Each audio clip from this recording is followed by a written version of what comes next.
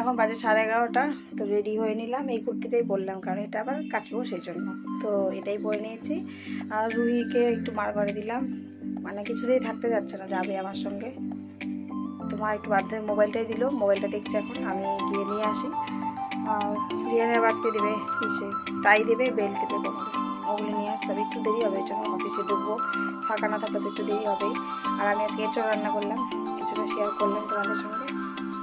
তো রান্না হয়ে গেছে, মা নামিয়ে রেখেছে আর কি। আর আমি সকাল থেকে আজকে না খেয়েছি ব্লাড টেস্ট করবো বলে, কারণ আমার সুগার রয়েছে কিনা এটা দেখার জন্য মানে মনে হচ্ছে।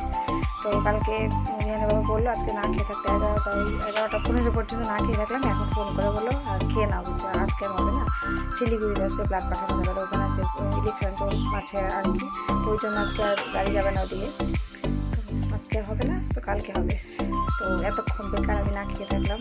আর জানি না ব্লাড টেস্ট করলে এখন আবার কী কী ধরা পড়বে, গেছে না, তো দিন তো কিছুই ছিল না, শরীরটা ইদানিং একটু আর কীরকম যেন লাগছে, জানি না, হয়তো ক্লান্তির জন্য হতেও পারে, গরমের জন্য। তো যাকে, তো যাই এখন আগে স্কুলে, তারপরে এসে আবার কথা হচ্ছে। এত গরম বাপরে, গা পুড়ে যাচ্ছে, হাঁটাতেও মানে না বাপটা।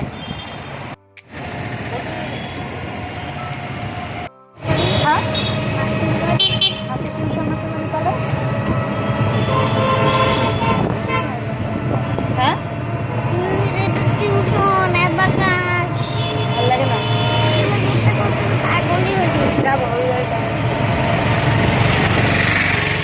কালকে, তারপরে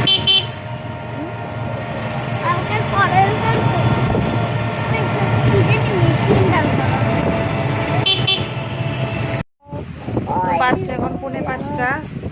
রিয়ানের তো পড়া আছে, যাবো, রেডি হয়ে গেছি। আমার কি মাথা ব্যথা করছে, এই জায়গাটা একদম পুরো ব্যথা, অসহ্য লাগছে ব্যথা, মনে হয় শুয়ে থাকি, কিন্তু ডিউটি তো করতেই হবে। তো রিয়ান রেডি হচ্ছে, ঘুমাচ্ছিল, ঘুম থেকে উঠলো, ডাকলাম, তো এখন বেরোবো।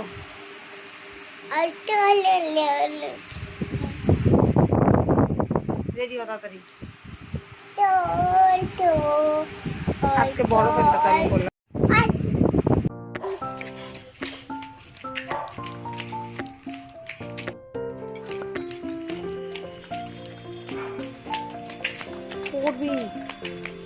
গাছটা কি সুন্দর আম,